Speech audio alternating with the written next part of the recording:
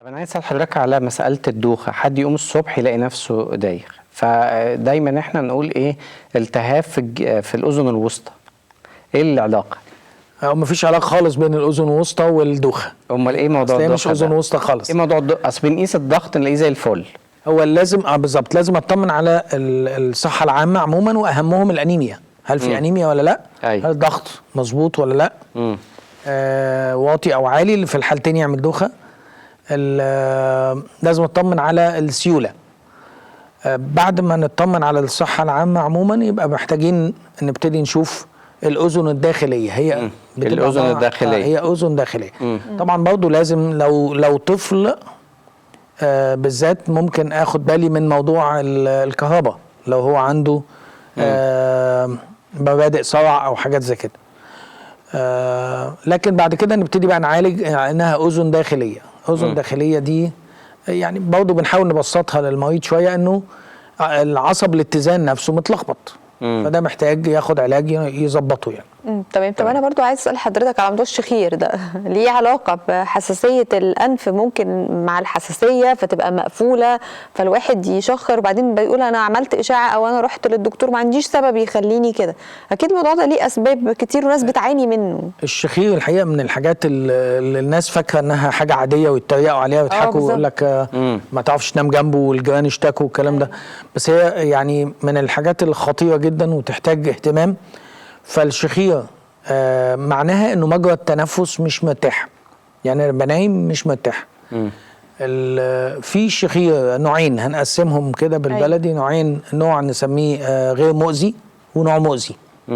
النوع الغير مؤذي اللي هو مجرد صوت وبس يقومني مصدع شويه، حاجات زي كده. بس ده ملوش سبب مثلا؟ مش مفيش حاجه طبيه معينه او مشكله؟ لا طبعا ليه اسباب الجيوب الانفيه، السمنه، العادات الغذائيه السيئه زي العشاء متاخر والعشاء تقيل. يعني المخده ليها علاقه؟ يقول لك اصل انا رقبتي مش مرتاحه، كنت نايم مش عارف اعمل ازاي. الوزن الوزن زياده، لكن هي المخده لا، ملهاش دعوه بالمخده. ملهاش علاقه. ما نظلمش مخده بقى في كل حاجه.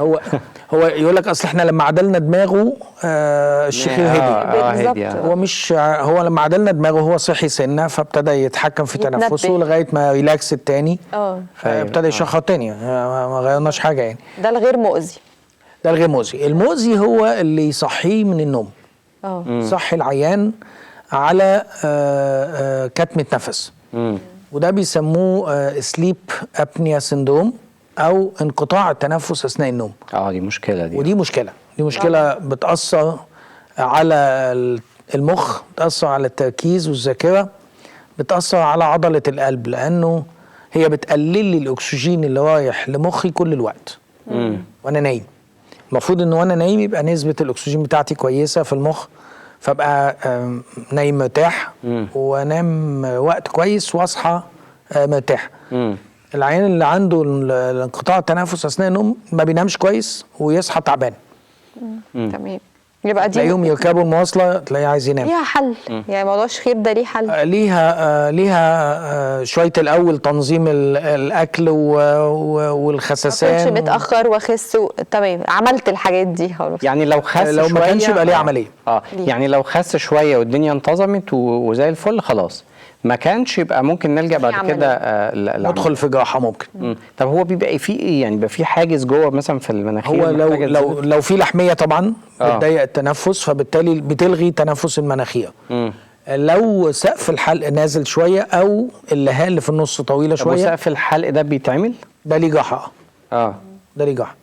واللهاء اللي في النص دي برضه لما بتبقى طويله او داخله في مجرى التنفس بتساعد على موضوع انقطاع التنفس أثناء. هل ده حضرتك بتقدر تعرفه من خلال الكشف في العياده، ولا احنا بنسمع ان في لازم يبقى في حجز مريض، ويمكن اوروبا بتعمل كده كمان؟ هو في اختبار النوم. اختبار النوم ينام 12 ساعه او 8 ساعات واعمل له قياس تنفس واقيس الاكسجين طول الوقت.